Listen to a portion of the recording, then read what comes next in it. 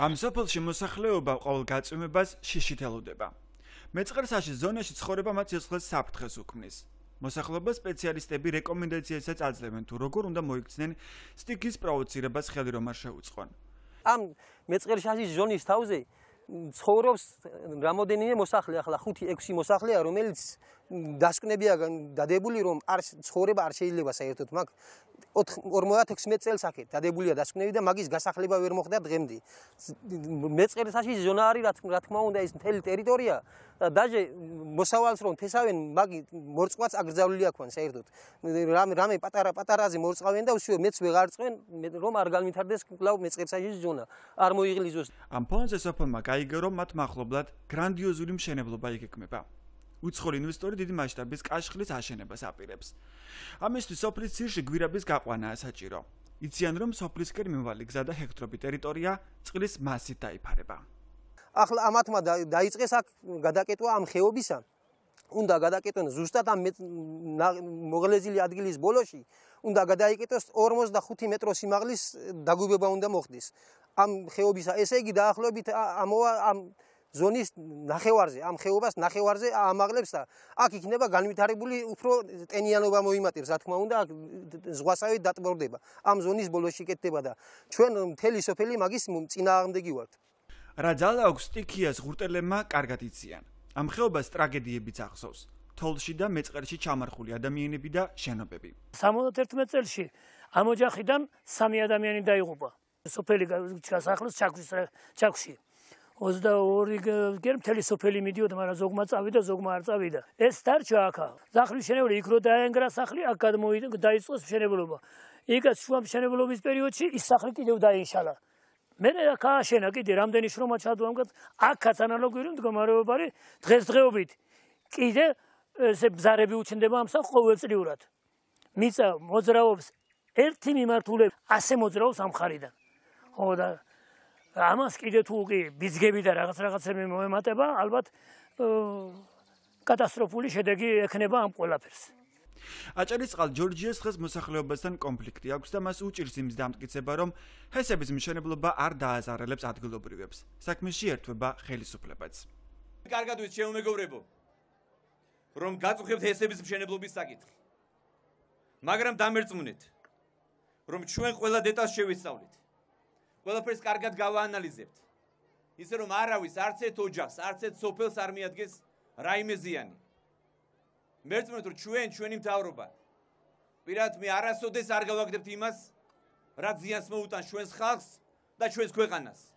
დღეს ირაკლი ყარიბაშვილი ტრიბუნიდან ცდილობს მოსახლეობის დარწმუნებას, რომ ჰესების მშენებლობას ხელი არ უნდა შეეშალოს. ის ხალხურ კომუნიკაციას არჩევს. ადგილობრივებთან პირისპირ შეხვედრას და კითხვებზე პასუხის გაცემას ერიდება. თილები ბარშიც რამდენჯერმე ჩასულან პრემიერ-მინისტრად შესახვედრად, თუმცა ამაოდ. ვიყავით პრემიერ-მინისტრთან ბათუმში შესახვედრად. არ შეხვდა. ვიყავით ნანუაშვილთან. ნანუაშვილთანაც თქვის სხვათა შორის ბათუმში, რომ პრემიერ-მინისტრი არ შეხვდა ბათუმში ჩავედით, წავიდაო. სინამდვილეში თვითმფრინავი, სამხედრო თვითმფრინავი ჩვენ რომ ჩავედით, იმის დაახლოებით 20 წუთის მერე გაფრინდა. დავინახეთ ქალაქში. იმიტომ რომ ელოშვილმა განაცხადა აქ რომ მოვიდა და დაგვარბია, მან დაგვარბია აჭარის მთავრობამ თუ ვინ იყო მე არ ვიცი. ვიღაცის ბრძანება გაიცა. პოლიცია ყავდნენ მოყვანილი, სპეცნაზი ყავდნენ, სპეცნაზი არ ჩარეულა სხვათა შორის, მაგრამ მზად ყავდათ, უпростоრად. და იქ განაცხადა რომ პრემიერ-მინისტრის დავალებას ვასრულებო. შეხვდებოდა ჩვენ პრემიერ-მინისტრი, ეს ვკითხე ნანუაშვილსაც. არ შეხვდებოდა.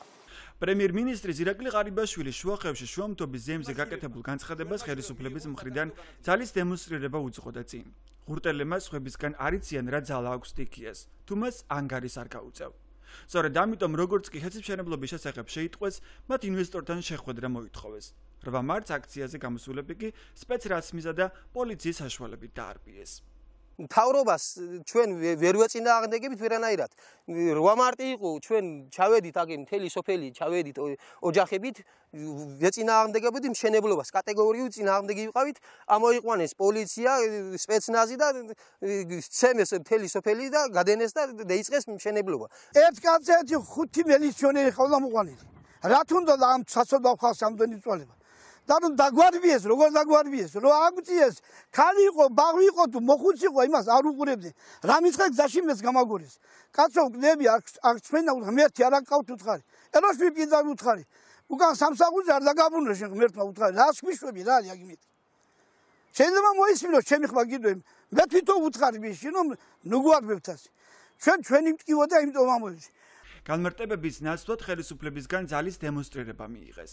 პოლიციის პარალელურად საქმეში ენერგეტიკის სამინისტროც ჩაერთო.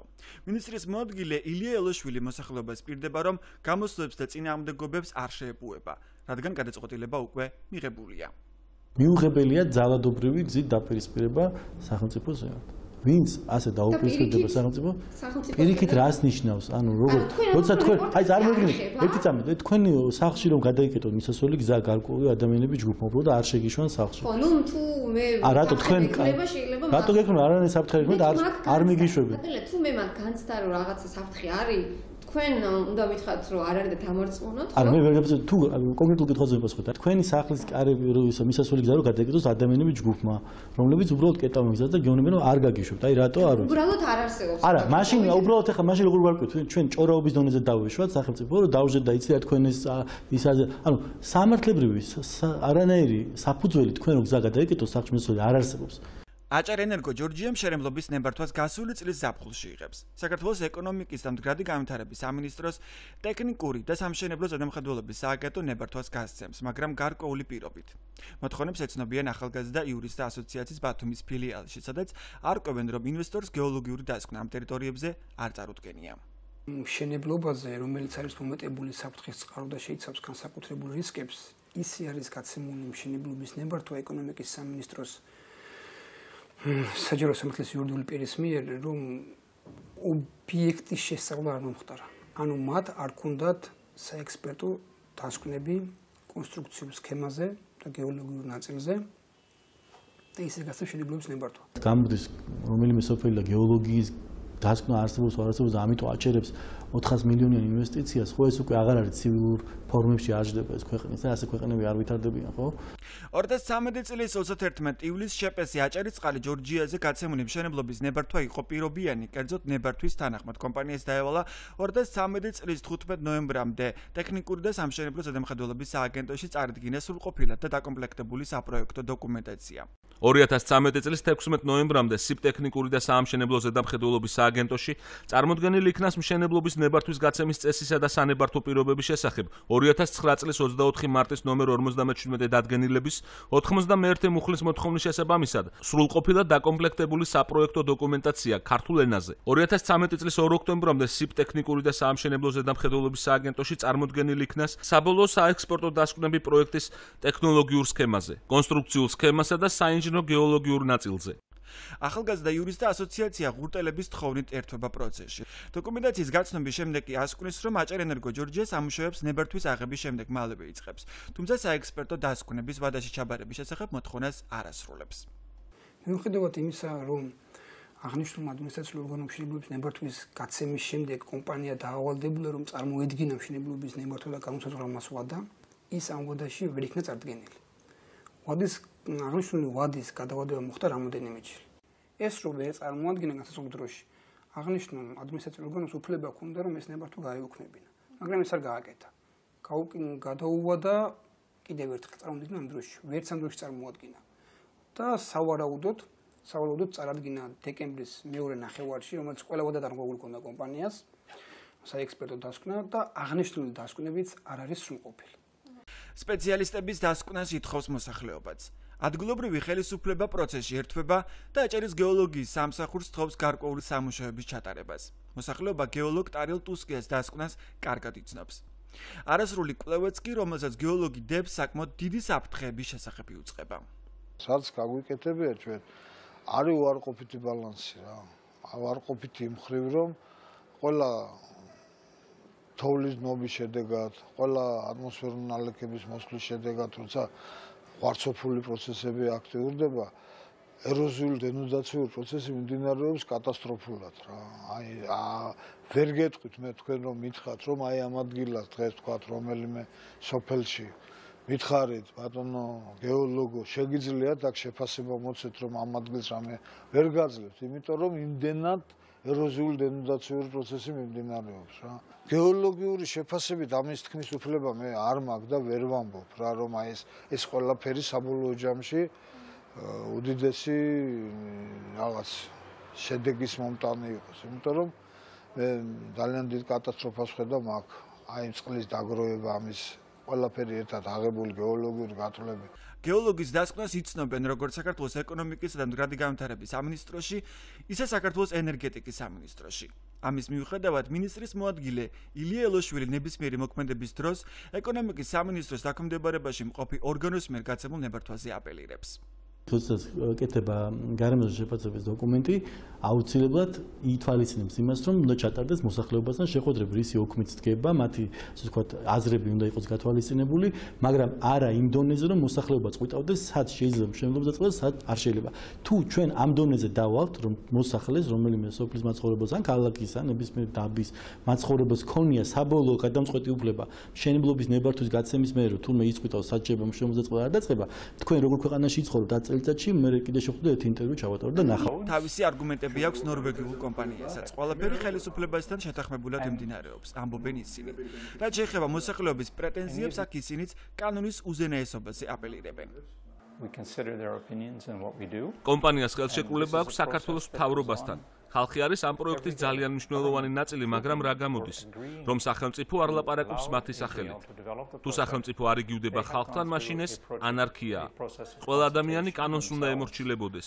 პროექტის მშენებლობა დაიშვა ყველა იმ მოთხოვნის მიხედვით, რაც მიღებულია ქვეყანაში. აქ ჩადებულია ყველა ის ვალდებულება, რომელიც კომპანიამ უნდა შეასრულოს საქართველოს კანონმდებლობით. ხელისუფლებამაც და კომპანიამაც გაიარა ის პროცესი, რასაც თავის ხალხთან კონსულტაცია ჰქვია. შესაბამისად მნიშვნელოვანია იმ აზრის მიღება, რომელიც ჩვენი კომპანიისთვის ნებართვის გაცემის საშუალება გახდა. საქართველოს კანონმდებლობა კი ისეთი რისკის შემცველ ობიექტებზეც კი, რომელიც გარემოზე დიდ რეაგირებას ახდენს, იძლევა ნებართვის მარტივად გაცემის საშუალებას. თუ მეხუთე კლასს დაქვემდებარებული ობიექტების მშენებლობა დაკავშირებულია მშენებლობის განხორციელების დასამუშავებელი დოკუმენტების დიდ მოცულობასთან და შემჭიდროებულ ვადებში შესასრულებელ მასშტაბურ სამუშაოებთან, აგრეთვე დაპროექტებისთვის საჭირო გარემოებები ზუსტდება დაპროექტების პროცესში. ასევე თუ მეხუთე კლასს დაქვემდებარებული ობიექტები წარმოადგენს განსაკუთრებულ სახელმწიფოებრივ მნიშვნელობას და სოციალური დანიშნულების შენობა ნაგებობას ან მათ კომპლექსებს, რის გამოც შეუძლებელია კანონმდებლობით დადგენილი შესაბამისი, სრულად დაკომპლექტებული სამშენებლო დოკუმენტაციების წარდგენა, ნებართვის მაძიებლის სათანადო დასაბუთებული შუამდგომლობის შემთხვევაში და ნებართვის გამცემის შესაბამისი ორგანოს გადაწყვეტილებით შეიძლება გაიცეს მშენებლობის ნებართვა სანებართო პირობებში განისაზღვრება ამ დოკუმენტების წარდგენის ვადა. გაცემული ნებართვა კი როგორც წესი გადახედვას და კორექტირებას ნაკლებად ექვემდებარება. ხელშეკრულებების დადების პროცესი არის ძალიან, ესე იგი, პრინციპში დახურულია. მოთხოვნის საფუძველზე ხდება ღია. არადა ეს ამ ხელშეკრულებებით განისაზღვრება უამრავი პირობა, ესე იგი, რომელიც იდება მთავრობასა და კერძო კომპანიას შორის. ზოგ შემთხვევაში, თქვათ, მთავრობა შეიძლება იღებდეს გადამეტებულ რაღაც ვალდებულებებს ინვესტორის მიმართ, ან ხელშეკრულებაში მაგალითად საქართველოს მოქალაქეების ინტერესები უკეთ შეიძლება იყოს წარმოჩენილი და დაცული, ხო? და ასეთი ხელშეკრულებები რატოღაც სამწუხაროდ არ ხდება, ესე იგი, წინასწარ განხილვის საგანი. თუმცა იურისტი გია კარცივაძე მიიჩნევს, რომ ასეთი დიდი რისკების შემცველ ობიექტზე ნებართვის გაცემამდე საფუძვლიანი კვლევის ჩატარება აუცილებელი უნდა იყოს. ეკონომიკის სამინისტროს ერთ-ერთმა საჯარისმრთულო პირმა უკვე გასცა ნებართვა შესწავლის გარეშე. ანუ კომპანიას წარმოეშვება მოთხოვნა სახელმწიფო წინაშე. თუმცა შესწავლის გარეშე ნებართვის გაცემის უფლება მას ჰქონდა. შესწავლის გარეშე ნებართვის გაცემის უფლებას კანონმდებელი რა თქმა უნდა იძლეოდა ამ შემთხვევაში, მაგრამ ჩვენ გვაქვს სხვა გარემოება. ეს შეიძლება გამოყენებული იქნეს პირველი კლასის მშენებლობაზე, მეორე, მესამე, მეოთხე, მაგრამ მეხუთე კლასის მშენებლობაზე ეს არ უნდა დაუშვას ადმინისტრაციული ორგანო. ეს ნებართვების გაცემის პროცესი არის სწორედ იმისთვის, რომ თავიდან იყოს აცილებული რაღაცა რისკები, ხო? მაგალითად ისეთი რისკი, როგორც ამას წინა დარიალის ხეობაში მოხდა. ამისთვის არის ეს სანებართვო და სალიცენზიო სისტემა და თუ ჩვენ ამას დანაშაულად უთვლით, ესე იგი, სამინისტროებს, მაშინ კარგად ქონია საქმე. გარემოს სტატუსის მინისტრის ახალი მომემარა.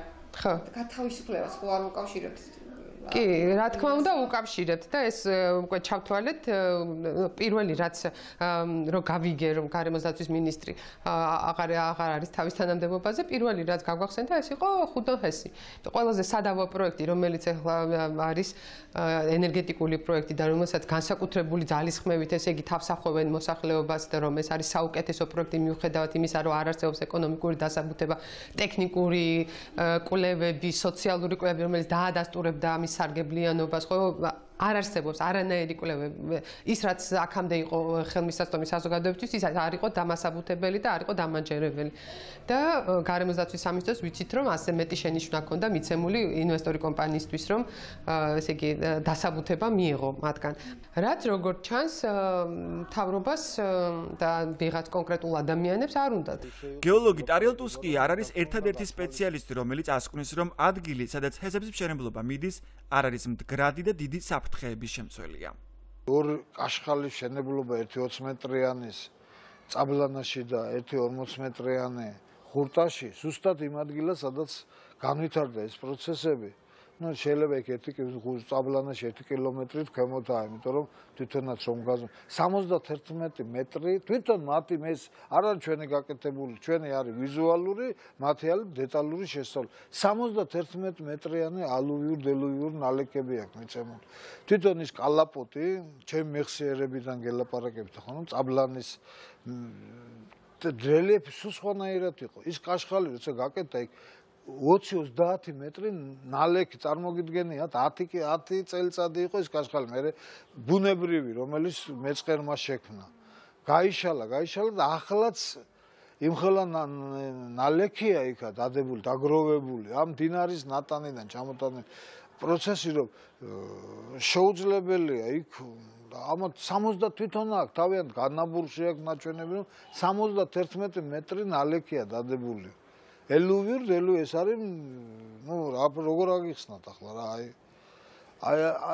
თავიანთ ჩანატერების სამუშაოს ეწინააღმდეგება თავიანთი აზრები მას შემდეგ რაც მათთვის ხელმისაწვდომ დოკუმენტებს გაიცნნენ ახალგაზრდა იურისტთა ასოციაციამ მშენებლობის შესაჩერებლად სასამართლოს მიმართა საჩივარი სასამართლო მიიღო მაგრამ დავის პროცესში მშენებლობის შეჩერებას არ დაეთანხმა დღეს ისეთი მდგომარეობა შეიქმნა კონკრეტული ადმინისტრაციული ორგანოს არაჯეროვანი მოქმედების ან ისეთი მოქმედების რომელიც დაჩქარებული მოქმედების შედეგად რომ როგორც სახელმწიფო ისე მოსახლეობა აღმოჩნდა ჩიხში კომპანიასა და სახელმწიფოს შორის გაფორმებულ ხელშეკრულებაში მთელი რიგი საკითხები არ იყო გათვალისწინებული რომელიც აუცილებელი იყო გათვალისწინებული ყოფილიყო თავის დროზე და რომელიც მეტ გარანტიას და მეტ სიმშვიდის შეგრძნებას მისცემდა მოსახლეობას. რატომ არ იყო? ახლა ეს რატომ არ იყო გათვალისწინებული, ამას ვერ გეტყვით. ეს ხარვეზი იყო და ეს ხარვეზი ამოვავსეთ. ფაქტს რომ სეისმურ ზონაში შესაძლებელია განვითარდეს მეწყერ საშიში პროცესები საკამათოდ არ ხდის არც კომპანიის წარმომადგენელი. ამის მიუხედავად პიტერ ჯოზეფ ფრეი დარწმუნებით ამბობს რომ მათ მიერ გამოყენებული თანამედროვე ტექნოლოგიების საშუალებით შესრულებული სამუშაოები ყევებს გამორიცხავს. საქართველოში ბოლო 30 წლის განმავლობაში გრანდიოზული პროექტები არ განხორციელებულა და აქედან გამომდინარე მესმის რომ ხალხის ნდობა თანამედროვე პროექტების მიმართ ძალიან დაბალია. აჭარაში გვირაბების მშენებლობის გამოცდილება საერთოდ არ არსებობს. მნიშვნელოვანია ხაზი გაესვას რომ თანამედროვე საშუალებებით წარმოებული სამუშაოები აბსოლუტურად უსაფრთხოა. მიკვირს სოფლის მოსახლეობის შეშფოთება, რადგან ეს აფეთქებები საკმაოდ შორს არის მათი სოფლიდან. დაახლოებით 200-დან 500 მეტრითაა დაშორებული უმეტეს ნაწილთან. თქვენ წარმოიდგინეთ, არაფერი არ იყო იქ, არაფერი არ კეთდებოდა, წყალი არ გროვდებოდა, ამოდენა კაშხალი არ შენდებოდა, ამდენი 2 კილომეტრიანი წყლის დაგროვება არ ხდებოდა და გახანებული მეწყერები გვაქვს. ყოველ გაზაფხულზე, ყოველ თოვლის ნობის შედეგად როგორ შეიძლება ახლა ამან შედეგი არ იქონიოს მაგაზე. ეს მეყოლად რა უნდა გააკეთონ მაგათმა ისეთი რომ თქვათ ეს მეწყული პროცესები არ გააქტიურდეს. თქვენ იცნოთ ახალ ტექნოლოგიებს, თქვათ ისინი ამბობენ რომ აი ჩვენ ახლა ტექნოლოგიური პროცესი რომ განვითარებულია და რომ ჩამოყალიბებულია, ამაზე ორი აზრი არ არსებობს. ახლა მაგას რა თქმა თქმა რომ ყველგან რაღაც წინსვლა, მაგრამ მე უბრალოდ თვითონ ის გეოლოგიური სიტუაცია ვიცი. თქვათ გჯერა ჩვენ ინვესტორის რომ ეს ფეთქების მეთოდი არის ძალიან რაღაც თანამედროვე და არაფერს არ გამოიწვევს. მაშინ ისმება მეორე კითხვა, რატომ არ გაუფორმა საგარანტიო ხელშეკრულებები ამ კომპანიამ ადგილობრივ მოსახლეობას? არა იმ პირობებით, როგორცაც თვითონ სთავაზობთ, არამედ ზუსტად იმ პირობებით, რა პირობებით მოთხოვნილია საერთაშორისო სტანდარტებით. ნორვეგიული კომპანია Clean Energy Invest-ის შვილობილი კომპანია შეპესი აჭარისწყალი ჯორჯია მდინარე აჭარისწყალზე სამსაფეხურიანი ჰესების კასკადის მოწყობას გეგმავს.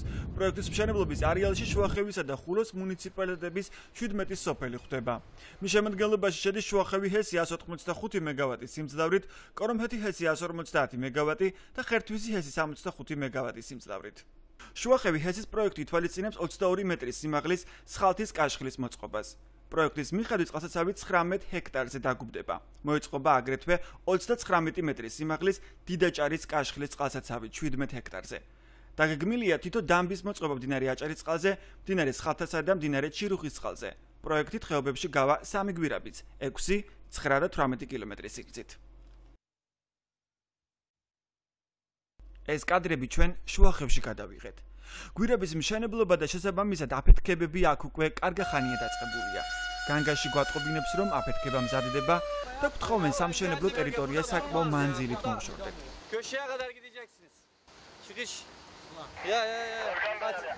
სამწუხაროდ თანამშრომლების ძალისხმევით თავად აფეთქების გადაღება ვერ მოვახერხეთ, თუმცა მალე დავინახეთ მისი ეფექტი. ერთი აფეთქების მიერ ჩამოგრეული ქნუდის გამოტანას, როგორც ადგილობრივები გვეუბნებიან, დაახლოებით 15 სატვირთო მანქანა სჭირდება. ფაქტია, რომ ასეთი მასშტაბის მშენებლობის დროს ფეხის წვერებზე სიარული არ გამოვა. აფეთქებების გარდა მუდმივად მოძრაობს მძიმე ტექნიკა, რაც ასევე საკმაოდ დიდი დატვირთვა ამ ტერიტორიისთვის. რა სარგებლს მიიღებენ აქაური მაცხოვრებლები, ან თუნდაც ქვეყანა ამ და მსგავსი სახის ჰესების მშენებლობისაგან გარემოზე ზემოქმედების ანაცვლოდ. მწვანე ალტერნატივა დეტალურად სწავლობს ხელშეკრულების პირობებს და ვალდებულებებს, რომლებსაც ინვესტორი იღებს. ერთადერთი გადასახადი, რომელიც ასე ვთქვათ, სრულყოფილად ასე ვთქვათ, აისახება ბიუჯეტში, რომელიც არის კომპანია გადაიხდის, ეს არის ქონების გადასახადი, რომელიც არის 1% ქონების საბალანსო ღირებულების და რომელსაც იქ გადაიხდის წელიწადში ერთხელ. პრაქტიკულად მას შეუძლია 10 წლის განმავლობაში საერთოდ არ გადაიხადოს მოგების გადასახადი, ვინაიდან ჩადებული ინვესტიციები უბრალოდ გაატაროს დანახარჯებში და არ აჩვენოს მოგება. ისევე როგორც არ გადაიხდის მაგალითად დამატებული ღირებულების გადასახადს. ისევე როგორც არ იხდის მაგალითად წყლის აღების გადასახადს. ექსპორტი არ იბეგრება, ასევე საქართველოს არ თხოვს არც წილს, არც რაიმე როიალტის, არც ბონუსს, რაც საერთოდ ზოგადად მიღებული პრაქტიკა არის მსოფლიოში. კონკრეტული გამოთვლებით, რომელიც დაახლოებით ერთნაირ მონაცემებს ეყრდნობა, ხელისუფლების წარმომადგენლები მიიჩნევენ, რომ საქართველოს სარგებელს იღებს, თუმცა საწინააღმდეგოც ამტკიცებენ მესამე სექტორში. გეტყვით რა საგულო მოქვს ასეთი ტიპის არა მარეგულირებელ ჰესებს და კარგი იქნება შეგეცვალოთ სამოხდეთ 20%-ს თავისი მთელი ზამთრის გამომუშავება არის 20% ზამთრის პერიოდში, როცა ჩვენ ყველაზე მეტად გვიჭირს. იმას დატოვებს საქართველოში ძალიან იაფად, დაახლოებით 5 ცენტად და დანარჩენს გაიტანს ექსპორტს, როცა ჩვენ არ გვჭირდება ელექტროენერგია. ზამთრის იმ 3 თვის განმავლობაში აი ეს მცირე ოდენობით ელექტროენერგია სახელმწიფო ვალდებულია იყიდოს 6.5 ცენტად 10 წლის განმავლობაში. ენგურჰესიდან საქართველოს იღებს 1 კილოვატ-საათ ენერგიას 1.18 მიასეთ თეთრად და რამდენს ვიხდით ჩვენ ელექტროენერგია საბოლოო ჯამში ყველასთვის ცნობილი. ეხლა ჩვენ რო ადგილზე ავიღებთ 6.5 ცენტად და ის შემოვა ის ელექტროენერგია სისტემაში, ну გასაგებია თუ რა ტენდენცია ექნება ელექტროენერგიის ტარიფს. ტენდენცია სხვა აქ რაღაც თავის ზღვარი იმის ზემოთ არ იქნება და ხო იმას არა ხო მაგრამ ეს მარეგულირებელი ზუსტად ელექტროენერგიის ტარიფს განსაზღვრავს იმის მიხედვით თუ რა რაოდენობის რა ტიპის და რა ფასიანი ელექტროენერგია შედის საერთო სისტემაში და შემდგომ როგორ დგება საბოლოო ჯამში ბალანსი. მოსახლეობასა და ინვესტორებს შორის დაპირისპირებაში ცენტრალური ხელისუფლების პარალელურად ადგილობრივი მთავრობაც ჩაერთო. შედგა მემორანდუმი, რომლითაც ავტონომიური რესპუბლიკის ხელისუფლება იღებს ვალდებულებას აანაზღაუროს ზარალი, რომელიც გვირაბის მშენებლობამ შეიძლება გამოიწვიოს. ხელისუფლებას აქ აჭარის ავტონომიური რესპუბლიკის ვალდებულებაში შევა, თუ კი გარკვეული მიზეზებით ეს იქნება ბუნებრივი მოვლენები ან დაუშვათ კომპანიის მიერ ჰესების მშენებლობის პროცესში რაღაც მეწყერული პროცესები, ხელისუფლება იღებს ვალდებულებას ეს ადამიანები მიუხედავად პროცესების წარმოშობის მიზეზისა განასახლოს აჭარის ავტონომიური რესპუბლიკის ტერიტორიაზე. ხელისუფლება ნებისმიერ შემთხვევაში მოახდენს განსახლებას, ხოლო თუ კი დადგინდა რომ კომპანიის მიზეზით მოხდა რაღაც სტიქიური მოვლენები, ამ შემთხვევაში კომპანია დაფარავს სრულად ხარჯებს. მემორანდუმით ზარალის შემთხვევაში ავტონომიური რესპუბლიკის ხელისუფლება ადგილობრივებს განსახლების პირობას აძლევს. შეთანხმების დოკუმენტაციის თანახმად, ასეთ ვალდებულებას ის მხოლოდ იმიტომ იღებს, რომ კომპანიასა და მთავრობას შორის ხელშეკრულება დაიდო. არასამთავრობოები აცხადებენ, რომ ადგილობრივი ხელისუფლება მემორანდუმით მიღებული ვალდებულებებით თავის კომპეტენციებს სცილდება. კომპანიამ და მთავრობამ ვერ დაარწმუნა მოსახლეობა, რომ ეს პროექტი იქნებოდა უსაფრთხო და მათ იქ ცხოვრებისთვის საფრთხე არ შეექმნებოდა. იყო დაპირებები, რომლებიც კონკრეტულ შემთხვევაში აჭარის მთავრობის ფუნქციებს ცდებოდა. საქართველოს ხელისუფლება ერთიანია, მე მესმის, რომ გარკვეული საკითხები, რომელიც დამატებით მაღალი სოციალური პასუხისმგებლობიდან გამომდინარე აიღო აჭარის ავტონომიური რესპუბლიკამ, ეს რა თქმა უნდა შეთანხმებული იყო ცენტრალურ ხელისუფლებასთან. ყველა ხარჯი, რომელიც სტიქიის შედეგად მიყენებულია რეგიონში, დღემდე ფინანსდება ცენტრალური ბიუჯეტიდან. გარდა იმ მცირედი ხარჯებისა, რომელიც გაწეულია ადგილობრივი ხელისუფლების, ანუ რეგიონული ხელისუფლების მიერ. ინვესტორი ყველა ღონეს და ყველაფერს აკეთებს იმისთვის, რომ დაცული იყოს ეს მოსახლეობა, მშენებლობა მიმდინარეობს უმაღლესი სტანდარტებით საერთაშორისო და შესაბამისად ამის იქით თუ კიდე რაიმე მოხდა, კიდე გადააზღვია სახელმწიფომ მოსახლეობა იმის, რომ მათ ჰქონდეთ გარანტირებული, ასე ვთქვათ, დაზღვევა. მშენებლობის დაწყებიდან 1 წლის თავზე ავტონომიური რესპუბლიკის ხელისუფლებამ გადაწყვიტა მოსახლეობის მოთხოვნა დააკმაყოფილოს. ის ინვენტარიზაციას დასთანხმდა. ინვენტარიზაციის პროცესში ჩართული არიან გეოლოგებიც.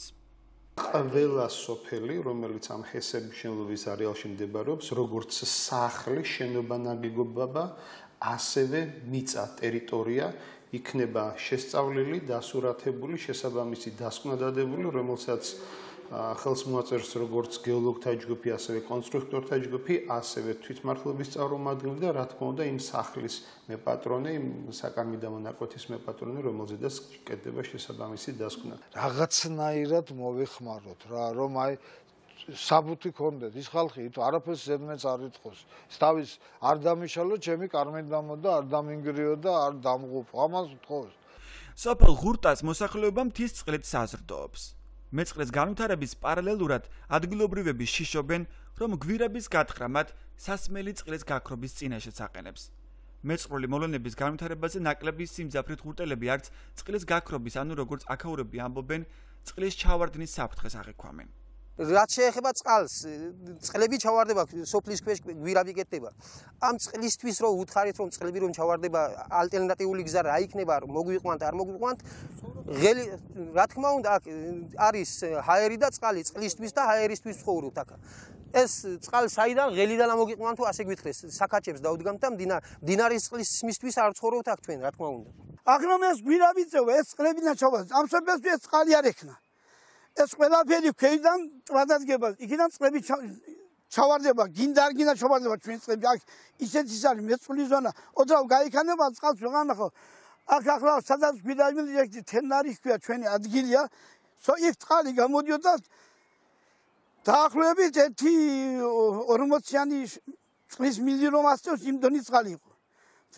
ბაბუაჩემს მაგისი მომატება უნდა თუნდაც ხარა ესე და მან ჩავარდა. ეგრეთ წოდებული მემორანდუმით, რომელსაც მოსახლეობამ ხელი ამ დრომდე არ მოაწერა ვალდებულებას ინვესტორი წყლის რესურსების არსებითი შემცირების ან გაქრობის შემთხვევაში იღებს. მემორანდუმით მტკნარი წყლების სრული დანაკარგის შემთხვევაში ინვესტორი მოსახლეობის გასახლებას უზრუნველყოფს. ადგილობრივებს განუმარტეს, რომ წყლის მიწოდებას მტკნარი წყლების დაკარგვის შემთხვევაში მდინარიდან საქაჩით აპირებენ. ამ ალტერნატივას ადგილობრივები კატეგორიულად ეწინააღმდეგებიან. წყლის რესურსების დაკარგვას პრობლემად აღიქვამენ გარემოსდამცველებიც. თავად კომპანიის წარმომადგენლები მიუხედავად იმისა, რომ მემორანდუმი ხელმოწერილი არ არის და შესაბამისად არ შეთანხმება მიღწეული, კვლავ ამ დოკუმენტზე აპელირებენ. ეს საკითხი მემორანდუმში ჩაიდო მოსახლეობის მოთხოვნით. მონიტორინგს ისეც ვაკეთებთ ბუნებრივ წყლებზე. კვლევის შედეგად დადგინდა, რომ ეს წყალი კლდიდან არ მოდის. ნალექის შედეგად მოსული წყალია და არა კლდიდან, სადაც გვირაბები გადის. ამიტომაც წყლების დაკარგვის საფრთხე ძალიან დაბალია. თუ დავინახავთ, რომ გვირაბში წყალი შედის, ჩვენ მას ამოვავსებთ. მინდა ხაზი გაუსვათ იმასაც, რომ გვირაბები საკმაოდ დაშორებულია მტკნარი წყლებიდან. პიტერ ჯოზეფ ბრეის ლოგიკა, რომ ისინი გვირაბში წყლის შესვლას არ დაუშვებენ და შესაბამისად გაამაგრებენ, კიდევ ერთხელ გვარწმუნებს, რომ ბიზნესის წარმატებით მართვისათვის ფლობელები ხარჯებს არ დაზოგავენ. რამდენად არის ეს შეღავათი ადგილობრივი მოსახლეობისთვის ძნელი სათქმელია. თუმცა მასშტაბური და მრავალმილიონიანი ინვესტიციის დანახვა პროექტში საკმაოდ თვალსაჩინოა. მობილიზებული მატერიალურ-ტექნიკური თუ ადამიანური რესურსები სერიოზულ შთაბეჭდილებას ახდენს. ამ მშენებლობის კიდევ ერთი სპეციფიკა უცხო ქვეყნის, ძირითადად თურქეთიდან მობილიზებული მუშახელია. ნორვეგიელების მიერ დაფინანსებულ პროექტს თურქული ფირმა AG ახორციელებს. კომპანია უკვე დარეგისტრირდა საქართველოში და მისი სათავო ოფისი ხიჭაურში, შუახევის მუნიციპალიტეტშია. მშენებლობის მახლობლად თურქი მუშახელისათვის საცხოვრებელი კონტეინერების სიმრავლეც გვარწმუნებს, რამდენად ბევრი უცხოელი ამ პროექტში დასაქმებული. კაშხლების მშენებლობის მთავარ მიზნად კი ადგილობრივი მოსახლეობის დასაქმება ითვლებოდა. მშენებლობის პროცესში მუდმივად იცვლება სამუშაოებიდან გამომდინარე ზოგადად დასაქმებულთა რაოდენობა. ამ დასაქმებულთა რაოდენობაში ხა მე რო გითხრათ ზოგადად რამდენი პროცენტია თვეების მიხედვით ვინ მუშაობს, ეს იგი ამას თვითონ შეიძლება მენეჯერმაც რო გითხრათ იქაური მშენებლობის. ამიტომ მე თქვენ ახლა გთავაზობთ ეს რაღაცას. ეს საკითხი შეისწავლეთ და თუ კი თქვენ დაინახავთ რომ იქ ადგილზე იჩაგრება საქართველოს მოქალაქეების ინტერესები, აი კონკრეტულად დაგვიკავშირდით მაშინ ჩვენ. მიუხედავად იმისა, რომ ისინი დაბალანაზღაურებად ასე ვთქვათ მუშათა ადგილებზე მუშაობენ, ანალოგიურ ვთქვათ პოზიციებზე მუშაობენ თურქეთის მოქალაქეებიც. და მათ როგორც წესი აქვთ გაცილებით უფრო დიდი ხელფასი ერთი და იგივე სამუშაოს შესრულებისას, ვიდრე საქართველოს მოქალაქეებს. რაც პრაქტიკულად დისკრიმინაციაა, რომელსაც ასევე არავინ ყურადღებას არ აქცევს. ნაკლებად არგუმენტირებულად, თუმცა საპირისპიროს ამტკიცებს ენერგეტიკის მინისტრის მოადგილე ილია ელოშვილი. ზოგადად ეს მიღებული პრაქტიკაა, როდესაც ჩამოდის უცხოეთიდან ნებისმიერი სპეციალისტი, ის უფრო მეც მოითხოვს, შესაბამისად თუ კი კომპანიას დაჭირდა რომ ჩამოიყვანოს უცხოელი. თანამდებობაზე. ერთნაირ პირობებში, ერთნაირ სამუშაოზე. გავიგე, მაგრამ ეს მძღოლი, ქართველი და უცხოელი. იმისიანაც ხოვრება და ქართველი საქართველოს მოქალაქე. კი, ზოგადად უფრო მეტი არის უცხოელი მოგა ეს მიღებული პრაქტიკაა, მაგრამ ერთი რამე გაითვალისწინეთ. ჩვენ აქ საუბარი არ გვაქვს სახელმწიფო თანხებზე. ეს არის საუბარი კერძო ინვესტორებზე, ხო? მშენებლობის დასრულების შემდეგ აქ იმდენად ცოტა ადამიანი დასაქმდება, რომ რაიმე სახის ფინანსურ სარგებელზე, ან თუნდაც უზრუნველყოფილ მოსახლეობაზე საუბარი ზედმეტია. მიიჩნევენ მწვანე ალტერნატივაში.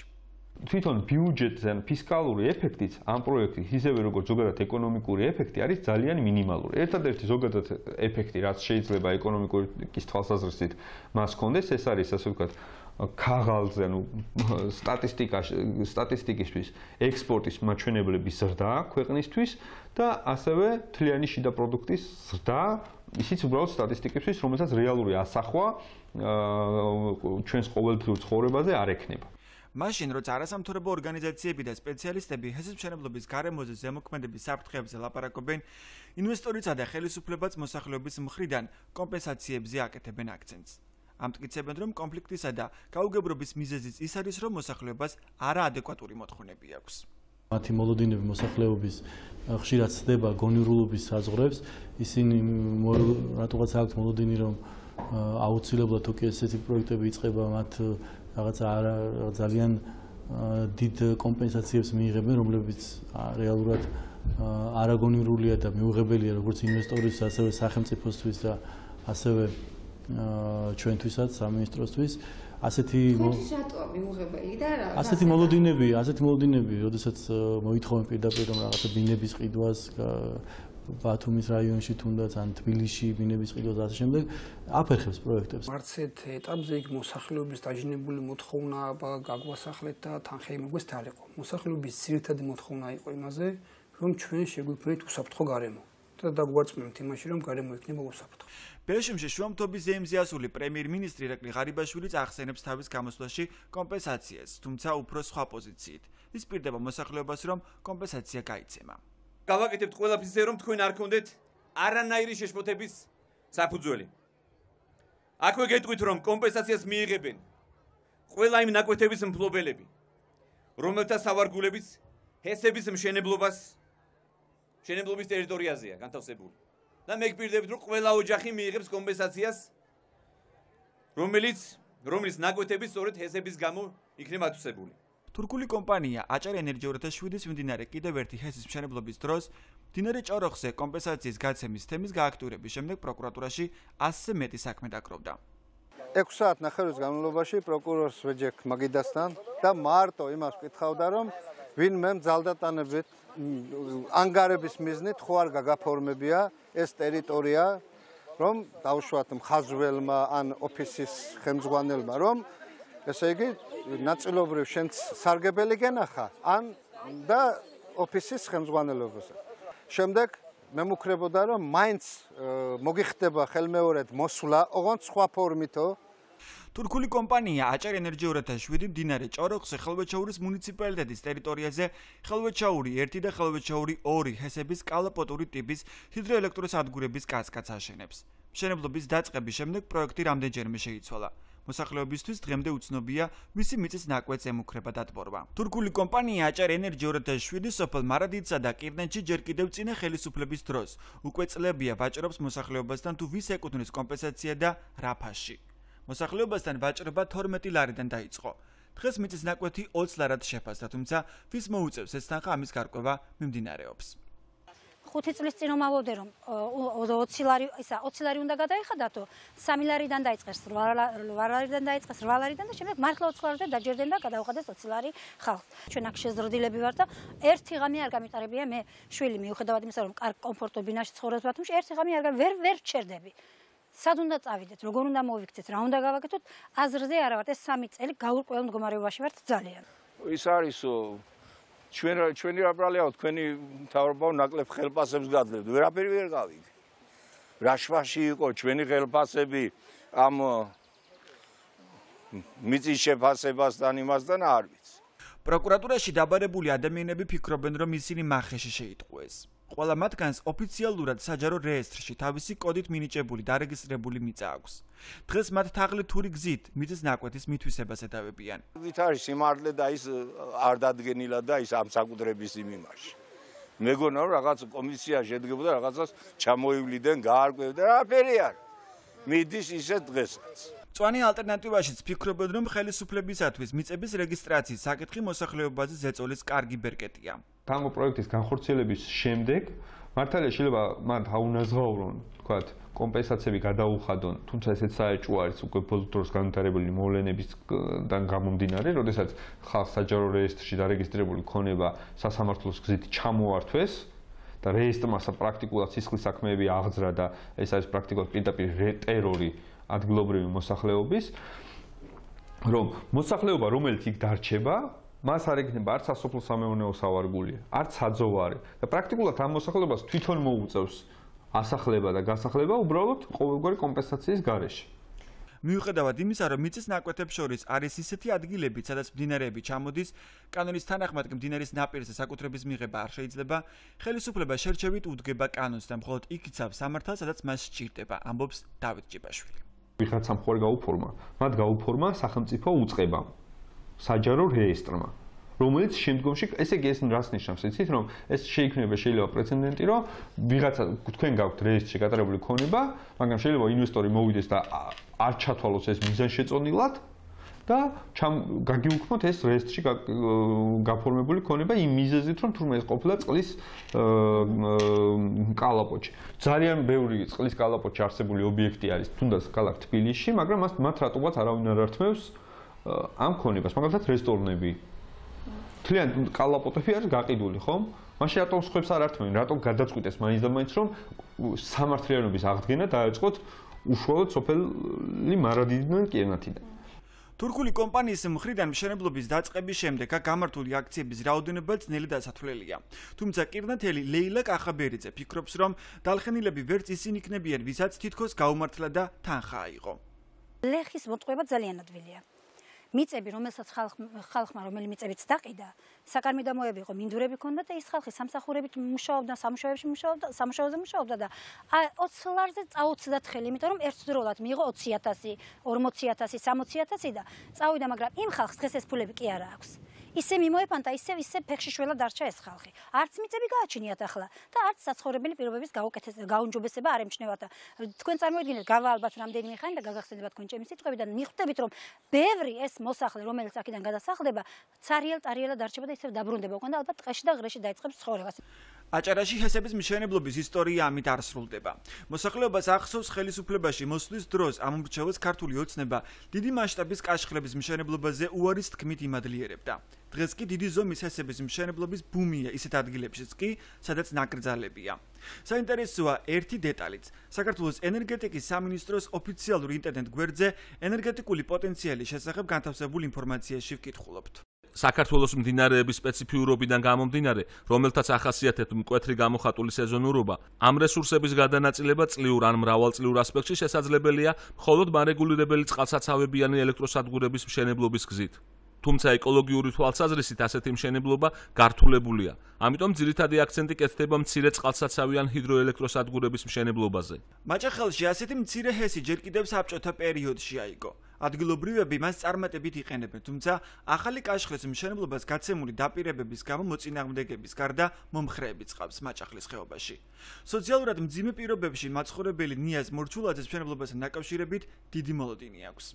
თქვენ წარმომადგენლები სკოლაში მიგვიწვიეს, გაგვაცნეს მათი გეგმა, ზოგი სოფლელი წინააღმდეგია, უმეტესობა კმაყოფილია პირიქით რომ აშენდეს. იმიტომ ამ გეს ეკნება ისეთ სამუშაო რომ ფიზიკური შრომაც ივარგებს. და თუ არ იქნა მაშინ თქვენ რა იცით რომ იქნება? საიდან გაქვთ ეს ისა? რომ ასე გაგვაფრთხილეს, ასე დაგვიდნენ რომ სამუშაო როცა დაიწყება ადგილობრივს უმეტეს დავასაქმებთ ადგილობრივს. მაჭახლის ხეობაში ჰესის მშენებლობის შესახებ ინფორმაცია მოსახლეობას ძირითადად ტელევიზიიდან აქვს. ნაწილმა ისიც იცის, რომ მდინარის ნაკადმა მისი მართვის შემთხვევაში 90% შეიძლება დაიკლოს. სწორედ ამიტომ მისთვისაც ხეობა და მისი გარემო მნიშვნელოვანია, კაშხლის მშენებლობა მიუღებელია. თუმცა აქაც მოსახლეობის აზრი არავის უკითხავს და გადაწყვეტილება უკვე მიღებულია. ბუნების კლიმატური პირობები შეიძლება აუცილებელია შეიძლება, მაგრამ პატარა გესებიდან შეიძლება იმდენი არ შეიცვალოს. აი დიდი გესებიდან ნაღდად შეიძლება. ეხლა ამის დღეს ყველა განვითარებულია ადამიანი, ყველა უბრალო გლესას რომ კითხო, გლესო ეძახიან, გლეხიგია ეს უკვე განვითარებული. მათთვის ცნობილი არის შემოკარგებო რომ ეს ძალიან შეცვლის პირობებს უკვე საწყისი ცვლილებების უკვე არის. აი დაწყებული აი როდესაც ხდება მისი შეწყვეტა აი აჭარისწყლის მდინარისა უკვე ეს უკვე ზემოქმედება უკვე დაიწყო. ჰესის მშენებლობა მიდის კინტრიშის ნაკრძალთანაც. გარემოს დამცველები აცხადებენ, რომ გარემოზე ზემოქმედების შედეგები არც აქ არის კონკრეტულად შეფასებული. ენერგეტიკოსი ვახტანგ ზარქუა გაიცნო რა მშენებლობის ნებართვების და მემორანდუმის პირობებს ამ პროექტებისაგან არათუ ეფექტს ვერ ხედავს, არამედ დარწმუნებით საუბრობს კონკრეტული ჩინოვნიკების პირად ინტერესებზე. პროექტის შემუშავება გულისხმობს კვლევების ჩატარებას, კვლევა ძიებების ჩატარებას, გეოლოგიური ძიებების ჩატარებას, პროექტების შედგენას, სქემების შედგენას, ეკონომიკურ დაანგარიშებებს, ეს არის ძვირადღირებული საქმე. მაგრამ იყო 40 წლის წინანდელი გაკეთებული პროექტები და ამიტომ ფული შაყრავა არ ჭირდებოდა თამაში და შეფუთეს, მარტივად გამოვიდნენ, შეფუთეს ეს პროექტები. ამას აკეთებდა ქართველი, სხვათა შორის, ქართველები სამწუხაროდ და მერე შესთავაზეს, გაურიგდნენ უცხოელებს და უთხრეს, რომ ვიცით რა, აი მოდი შევფუთოთ ესა და განვახორციელოთ ეს პროექტები. აგდებს ქართველების ინტერესები, რომლებიც შეკრულები არიან ამ უცხოელ კომპანიებთან, მათ ზურგს უმაგრებს ჩინოვნიკები, რომელთა ინტერესებიც არის ალბათ გათვალისწინებული ამ პროექტების განხორციელებაში. საქართველოს ხელისუფლების ენერგეტიკული პოლიტიკა იმდენად არ არის ორიენტირებული საკუთარი ქვეყნის ენერგო დამოუკიდებლობის უზრუნველყოფაზე, რომ ენერგეტიკის მინისტრის მოადგილეს კითხვაც კი ამ თემაზე მიუღებლად მიაჩნია.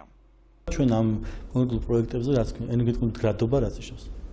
ესეთი რამე ენერგეტიკული მდგრადობა აი ამ ხსენით რაც იშავს. სად ვთქვით ჩვენ რომ ენერგეტიკული მდგრადობა არის სარგებლო. შუახევი ჰესი აჭარაში დადგმული სიმძლავრე 175 მეგავატი. ფარავანი ჰესი ჯავახეთში დადგმული სიმძლავრე 85 მეგავატი.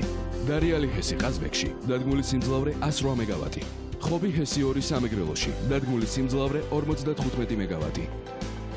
საქართველოს ელექტროენერგიის იმპორტზე დამოკიდებული აღარ იქნება.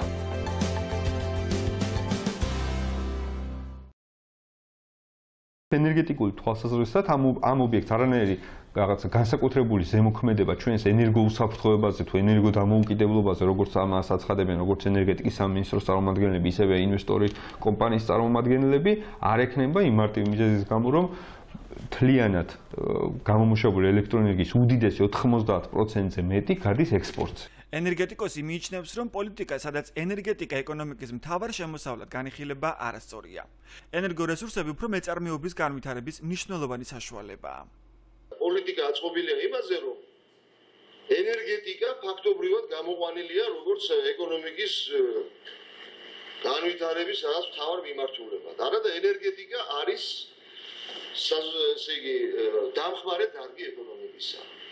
ქვეყანამ უნდა იფიქროს საკუთარი ეკონომიკის გაძლიერებაზე და არა იმაზე თუ როგორ დააკმაყოფილოს თქვათ უცხო ქვეყნების ეკონომიკა ენერგეტიკული მოთხოვნების თვალსაზრისით.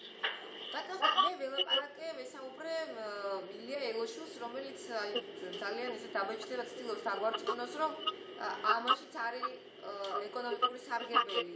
არანაირი უფრო მეც გეტყვით. ეკონომიკური სარგებელი კი არა და ზიანის მეტი ამას არ შეიძლება ზიანის მეტს ვერაფერს ვერ მოუტანს ქვეყანას.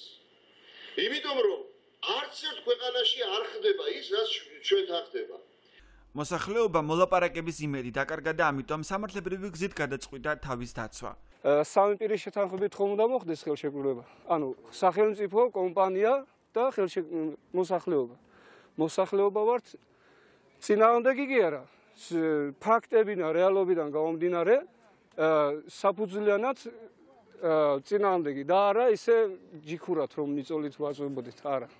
თუმცა გარემოს დამცველი ქეთი გუჯარაიძე ამბობს, რომ უპასუხოდ დარჩენილი და დაზარალებული მოსახლეობა სამართალს ბევრ შემთხვევაში ვერც სასამართლოში პოულობს. მსოფლიო პრაქტიკა ასეთია, რომ აი მესამე მხარე, რომელიც არ ფიგურირებს და მას არც მიუღია მონაწილეობა ამ ხელშეკრულების დადების პროცესში, ხო? მესამე მხარეზე ყოველთვის ანუ ზიანს რატომღაც მესამე მხარე ზღვევს ხოლმე და მესამე მხარეს ყოველთვის უწევს სასამართლოში და რაღაც სხვადასხვა ტიპის ესე ვთქვათ საჩივრების განხილვის მექანიზმებში სირბილი თავისი სიმართლის და იმ ზიანის დასადასტურებლად რაც მას მიადგა და ამაში იხარჯება წლები მერე და ვთქვათ სამართალს ისინი ვერ პოულობენ როგორც წესი. მესამე სექტორში კონკრეტული საბუთებისა და დოკუმენტაციების შესწავლის შემდეგ აგრეთვე კორუფციულ სქემაზე საუბრობენ. მათ შორის იმ კომპანიებთან, რომლებიც ჰესების მფლობელების დაკვეთით მუშაობენ გარემოზე ზემოქმედების დოკუმენტზე.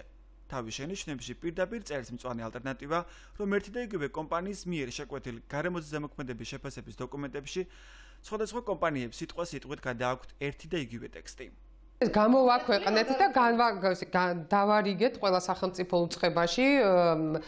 თქვათ შორის ერთ-ერთი მაგალითი, რაც აქ მოყვანილია დარიალის ჰესის შემთხვევა, ხო, პროკურატურაში კონკრეტული საქმეც კი არის ამაზე აღძრული, რომ როგორი დარღვევებით იქნა გაცემული ნებართვა აი ამ დარიალის ჰესზე, მაგრამ სამწუხაროდ დღემდე პროკურატურას არანაირი, ესე იგი, გარდა იმისა, რომ ჩვენი თანამშრომელი იკითხებოდა მთელი დღე იკითხებოდა პროკურატურაში, შემდგომ მსვლელობა, ესე იგი, რა მოყვა ამ საქმეს ჩვენთვის უცნობია დღემდე. თითქმის 2 წელია გასული თუ მეტი არის. საქართველოს ენერგოპოლიტიკა და კორუფცია. ეს თემებიც გვინდოდა გაგვიხილა ენერგეტიკის მინისტრის მოადგილესთან. თუმცა ილია ელოშუს როგორც ჩანს, არასასიამოვნო კითხვებით თავი მოვაბეზრეთ. გაღიზიანებულმა მინისტრის მოადგილემ მოულოდნელად დაგვტოვა და აღნიშნა, რომ საკმარისზე მეტი დრო დაგვიტოვა. გადაიღე რა, ის ქერი. საქართველოს ენერგეტიკის სფეროს და შესაბამისად ჰესების მშენებლობის პოლიტიკას ხელმძღვანელობს ადამიანი, რომელიც უშუალოდაა დაინტერესებული ამ ბიზნესით. არასამთავრობო ორგანიზაცია გამჭვირვალობა საქართველოს ხელისუფლებაში მოსულ ბიძინა ივანიშვილსა და პარლამენტს თავიდანვე სთხოვდა არ დაეშვა ინტერესთა კონფლიქტი და არ დაენიშნა გადაწყვეტილების მიღებად ის ადამიანი, ვისაც ამ სფეროთი კერძო მოგების მიღება სურს. 2012 წლის შემოდგომაზე, როდესაც ბატონი კალაძე წარადგინეს ენერგეტიკის მინისტრის პოსტზე, ჩვენ სპეციალური განცხადებით გამოვეხმაურეთ ამ გადაწყვეტილებას და ხაზი გაუსვით შესაძლო ინტერესთა კონფლიქტის საფრთხეს. იქიდან გამომდინარე, რომ ბატონ კალაძეს ჰქონდა სრულიად პირდაპირ და აშკარა ინტერესები, კომერციული ინტერესები ენერგეტიკის სფეროში. მისი კომპანია კალა კაპიტალი, რომელსაც ფლობს კვიპროსზე დარეგისტრირებული კომპანია, კალა კაპიტალი თავის მხრივ ფლობს კომპანიას კალა Energy and Natural Resources, რომელიც ენერგეტიკის სფეროში მოღვაწეობს, გარდა ამისა საქიდრო ენერგომშენი არის ასეთი კომპანია, სადაც ასევე ბატონ კალაძეს აქვს წილები. ქონდა ყოველ შემთხვევაში იმ მომენტისთვის აღსანიშნავია მისი მოადგილის მდგომარეობაც მარიამ ვალიშვილი, რომელიც დღესაც არის 2008 წლიდან არის ენერგეტიკის მინისტრის მოადგილე და დღესაც უკავია ეს თანამდებობა. მარიამ ვალიშვილი სულ მცირე 2011 წლის ბოლომდე იყო ასევე ენერგოსექტორში მოღვაწე კომპანიის Tot Energy-ის დირექტორი. შეცვლის თუ არა ხელისუფლება პოლიტიკას ევროკავშირთან ასოცირების ხელშეკრულების გაფორმების შემდეგ. მთავრობამ აღებული ვალდებულებებით უნდა განსაზღვროს სტრატეგიული გარემოს დაცვითი შეფასება. უნდა შექმნას ენერგეტიკული გეგმა, რომელიც ამ დრომდე არ არსებობს. უნდა მიუახლოვოს სტანდარტებს კანონმდებლობაც, თუმცა ინვესტორებთან გაფორმებული ხელშეკრულებების გადახედვა არ არის გათვალისწინებული.